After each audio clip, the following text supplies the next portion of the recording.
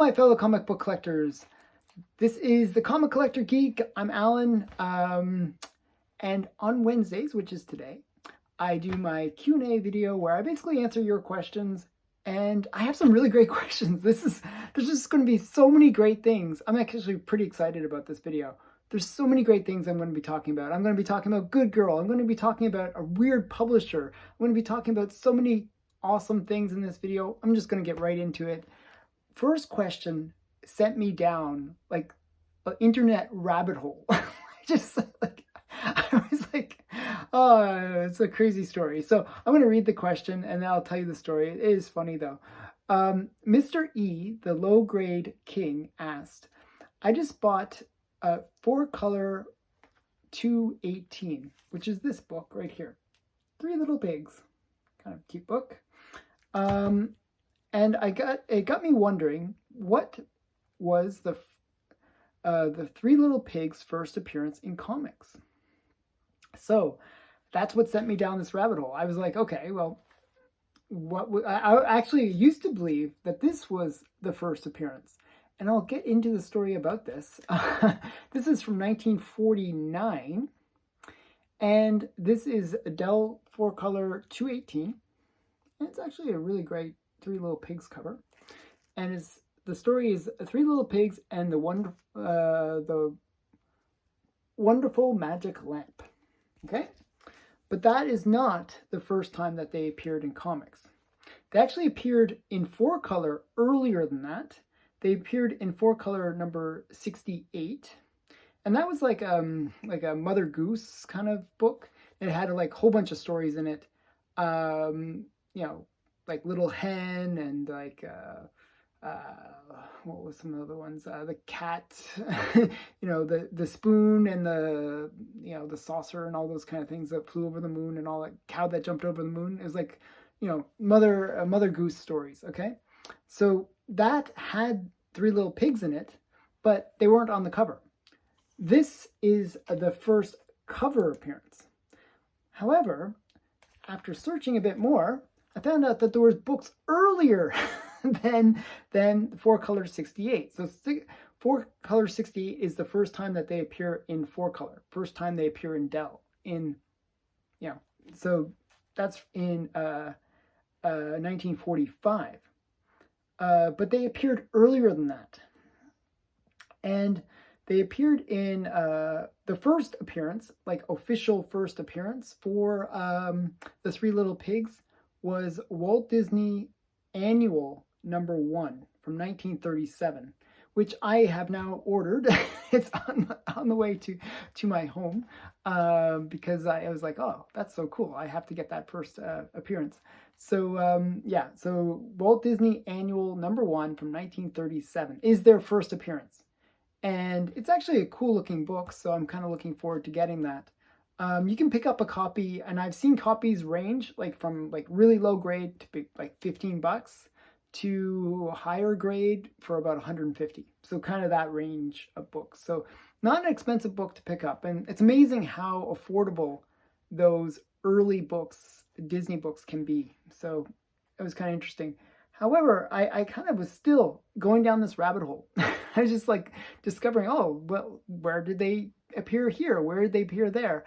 And I learned that this is their first cover appearance. I went through hundreds of covers to see where they made their first cover appearance. This is their first cover appearance in comics, from what I can tell. If somebody can find an earlier cover that they appeared in, please tell me, but I could not find an earlier cover. This is their first cover appearance. Okay. But they did appear in a few other books.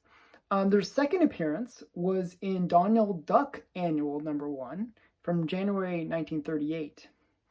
And they first appeared in DC Comics in a comic called Animal Antics number 22. And that was in 1946.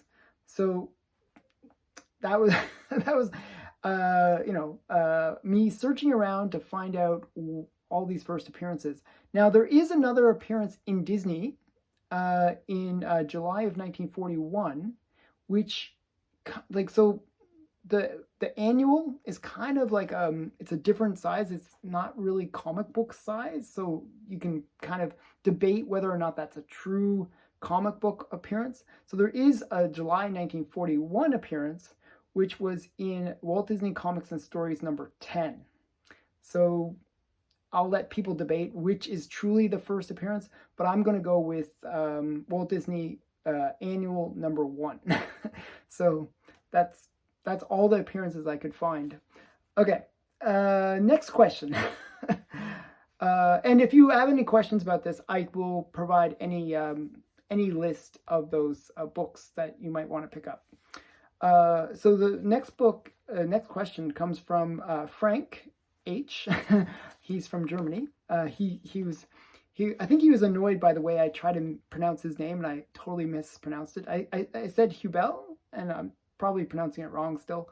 So he said, don't pronounce my last name. But since you are an expert on Good Girl art covers, I simply have to know which are your favorite modern cover artists for Good Girl art. Well, I am going to show you a bunch of books as a result. And actually, he has multiple questions, and I'm going to get to those other parts too. But first, let me show you some of my favorite modern Good Girl artists. Okay, starting with the creator of Zombie Tramp, and just an artist I really like. I kind of like his cartoony style and kind of well-endowed women. It's Dan Mendoza. This is actually a signed copy. This is Sugar Pop. It's kind of you can see the style for Good Girl art. And if you pick up Zombie Tramp, you'll see that it's a very Good Girl art orientated comic. Another artist that I really like, I have to kind of grab these, is Jenny Frison. And this is just a really great Harley Quinn cover. Is the variant.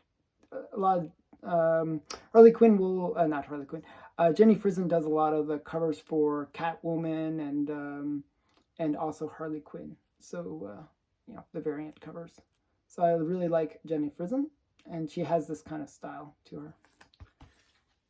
And another artist that I really, really like, modern artist, is Bruce Timm. So this is Amazing Spider-Man number 49, and it's the Bruce Timm variant.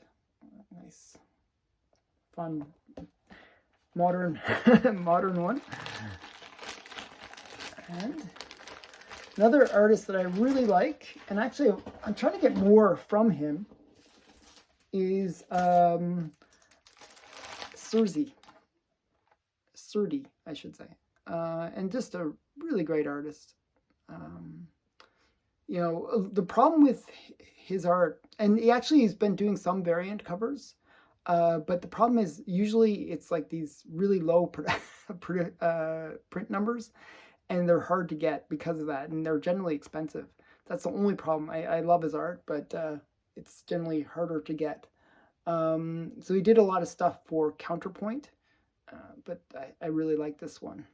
And this is Naughty and Nice is the title for this book. So that's that one. And another artist, I'm just going to show you a bunch of artists. So these are all artists I like. So, when somebody asks me like, oh, just show like one or two artists, well, I showed 10. I showed like a bunch. So this is J. Scott Campbell, another artist that I really like. This is his Spider-Gwen cover. Actually, this is actually rarer than the regular cover, so one to pick up. This is Spider-Gwen number 1, and it's the J. Scott Campbell variant. And it's about half the census actually. Another artist that I really like, that's modern, is Frank Cho. And this is actually Frank Cho's first cover artwork, I should say, published. And it's just like a variant cover from 1989. Great cover. So Frank Cho. Frank Cho is best known for Liberty Meadows. I have to bend over to grab all the books here. there's a whole bunch. I'm just going to flip through them fast. Another one is David Finch, and there's a he's kind of does it again. Really great Good Girl art. This is a really great Psylocke cover by David Finch.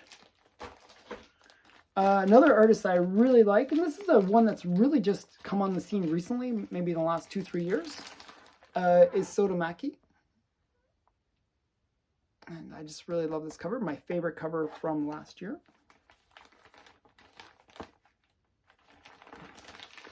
And another artist that really, I'm not sure if you consider her a good girl artist, but definitely she does do some good girl art, is Peach Momoko. And Peach Momoko is one for me that's always a hit or miss. This for me was a hit, so I'm including her on the list. So Peach Momoko. This is not a modern artist. Well, he's in the modern era, but he's an artist that is no longer living. But he is an artist that I really love from the modern era, and it's Dave Stevens. Really great artist. And another modern artist that I really like is Amanda Connor. And yeah, just a really great cover. And then we got another one is Warren Lau. So Warren Lau is another great artist. It's like, so yeah, just a really great artist. Okay, hopefully that didn't come through. I'm so worried there. Okay, so yeah, so those are all like some other modern artists that I like, other than the two that you mentioned. So the two that you mentioned are what is your opinion on Adam Hughes and Artgerm? So I really like Adam Hughes and Artgerm, so I collect both of those artists. More so than these other ones that I just showed. Like I actually do collect Dave Stevens. I try to get every one of his covers, and I do try to get J. Scott Campbell's artwork. So those ones I do collect quite thoroughly. And the same goes with Jenny Frison. She's on my pull list as a comic artist that I really like. Other artists that I also collect that I didn't show would be James Linsner, Capullo, which I showed last time, so I didn't want to show that again. But yeah, there's a bunch of artists that I collect that are all good girl artists. So Adam Hughes and Artgerm. So I'm going to show you, and do you have some Catwoman, Wonder Woman, and Supergirl covers from the two artists? And yes, I do. Actually, I was going to bring my Wonder Woman, but I figured, hey, I'll just show the ones that I brought my Catwoman collection and some stuff for Adam Hughes that's more varied. So this is all my Artgerm Catwoman collection, and I'll show you it. I really like Artgerm. This is the kind of one where he's doing almost like the movie cover for the original, what was it? Is it the one with Catwoman where it's Michelle Pfeiffer? So this is Michelle Pfeiffer. I'm not sure if it's an homage or not homage, but looks like her, I guess. And this is another Artgerm. I mean, his style, like the great thing about Artgerm is his style is noticeable. Like you can recognize his style, but I find it's not. One thing I find with Jenny Frison, for example, I find her artwork gets a little bit boring because it's kind of very similar to itself. But I find Artgerm has a lot of variety. I mean, look at this. He has almost these cartoony kind of elements, and then this really well-drawn woman. And just great cover. And then he has like these ones where it's like very dark, almost looks like Capullo again, or Perillo. I was saying Capullo. I meant Perillo. Perillo art. Almost looks like that. And then you get other styles like this, very different. So I really enjoy Artgerm. I like the way he draws Catwoman a lot.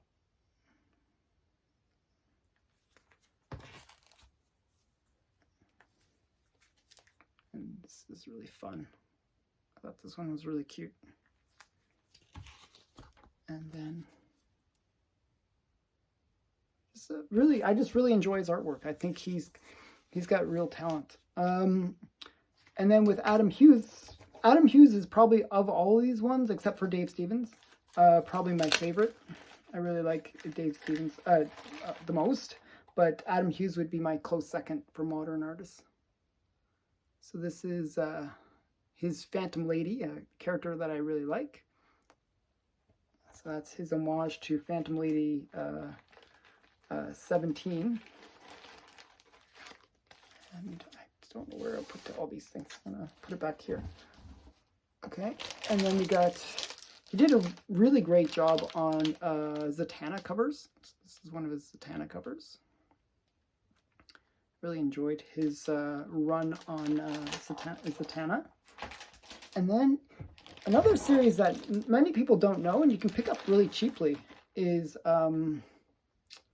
this one, which is The Ride, Burning Desire. He did a variant cover for that. That I thought was kind of fun. So yeah, so those are my Adam Hughes. I actually have a lot more Adam Hughes, but I figured I'd just show a few. Because I've actually shown a lot of Adam Hughes in other videos. So I didn't want to kind of overdose on Adam Hughes. But I figured, hey, I'll show you all the different artists that I enjoy and then show a bit of the other two. So I hope you enjoyed that. Next question comes from Bigby McFly, the comic guy. Can you show and talk about that Atomic Comics behind you? Okay, so where did I put it? Oh yes, right here. Okay, so this is the book that he's referring to. The comic Atomic Comics #1. And this is, you know, an homage, or actually a cover swipe of Detective Comics #8. And, you know, it's great, kind of, you know, I think it's like Fu Manchu cover.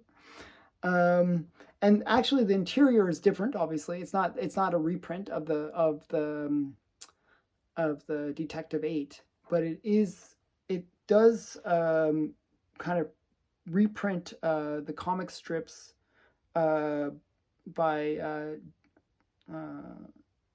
Joel Siegel and Jerry Schuster, and it's their Radio Squad story that's in here. Also, it has Captain Quick and King Arthur stories inside. So really great, you know, cover swipe, and it just really stands out, like, you know. So I was quite happy to get this, and I actually got it fairly affordably on Heritage. I won it for a pretty good price. Yeah, it even says on the slab, cover swipe to Detective Comics 8, and it's by Green Publications from 1946. So that's all there is to it. I mean, there's not really much. I haven't read it. It's one of those books where, because it's in a slab, I haven't read it. And it's one of those books where I can't find it online to read. So yeah, it was actually a very short-lived series, Atomic Comics. I think it only had 4 issues. And I have 2 or 3 of them. So 2 or 3, actually it was either 3 or 4 issues. But it was very short-lived. Okay, next question. It comes from Brian Smith. You recently showed an IW Fu Manchu comic. How many IW/Super comics do you have, and what is your attitude to collecting them? Okay, so this got me down another rabbit hole where I was, you know, I'll show you some of my my books related to IW and Super. Really, it's the same company. So I actually had bought this comic on Heritage. And it was one of the first books that I bought on Heritage. I just thought the cover was kind of cool. It was like this bondage cover. And I didn't realize at the time that it was a reprint, and I thought it was Golden Age too. So I should have looked at the date. I should have looked at it was a reprint, but it is it's an IW, and this is from 1958, and that's important because that's when they started. So this is like one of the early comics by IW. So IW ran from 1958 to 1964. And they basically would take Fiction House, Avon, Magazine Enterprises, and Fox, and they would basically take those comics from those companies, and then they would create their own cover and then put that on top. So basically they would reprint those other books. And the interesting thing is what they did was they were ignoring copyright, actually.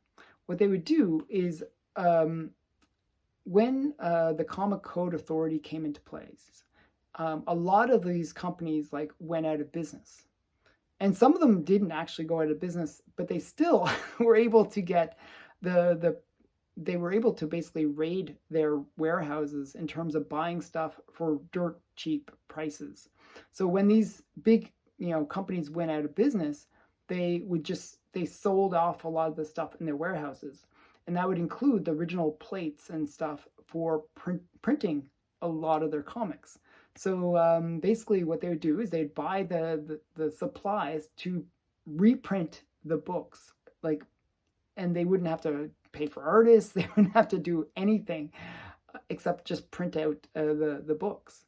So that's kind of their secret to success. And then what they would do is they would get other cover artists to kind of put their cover on top. It's kind of an interesting format.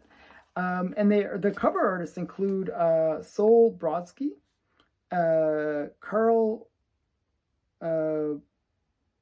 Burgos, Mike Esposito, John Severin, Ben Oda, Ross Andro, and Jack Ebel. And as I said, they had a lot of great artists. And actually, the guy that started the company was Israel Waldman. And he's kind of an interesting character because after IW went out of business, he became half of the business known as Skywald. And it's like, so it's that Sol Brodsky, and so skis or sky, and Israel Waldman, and then they became Skywald. So he actually restarted another company afterwards, and that was short-lived as well. He wasn't necessarily the most successful publisher, but yeah, he did try. So he had a couple kicks up the can and produced some pretty cool stuff. My opinion on IW is, at first when I heard that they were reprints, I was kind of disappointed, especially because I picked this up. I picked this book up really, really cheap. I picked it up for $2. That was the bid, and then you had to pay buyer's premium. So I was like, wow, cool. I got a cool book, great cover for $2. It is low grade. It is really low grade. The IW books you can pick up fairly cheaply.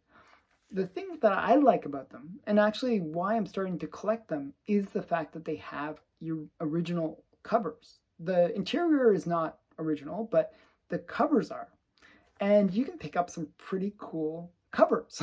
So, I've been sort of dabbling into buying more and more of IW stuff. I'm actually going to show you another book. This is...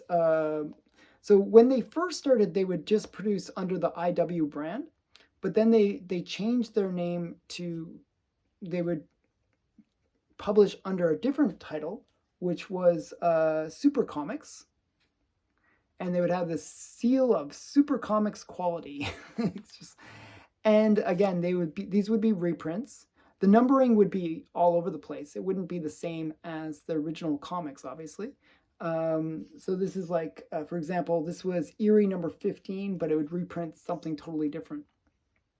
And, but it would have these, unique covers, which is kind of fun.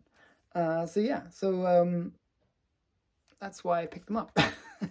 Most of the ones like that Fu Manchu, that was in a mystery box a mystery lot, I should say. Some of those, like, I'll end up with, and I'll be, hey, they're kind of cool. These are all Silver Age books, and yeah, they produced a lot of stuff. The later books were really reprinting a lot of Avon stuff, and they, to me, they're interesting because of the fact that they have these unique covers. So I do kind of look for them when I can. One thing that I have to say is they actually did produce one comic, one, that wasn't a reprint, which is interesting. So there's one comic that IW produced, which is not a reprint. And it was one that I actually bought as a result of making this video, because I was like, oh, that's so interesting that they actually produced one real comic. And it is Marty Mouse from 1958. Marty Mouse #1.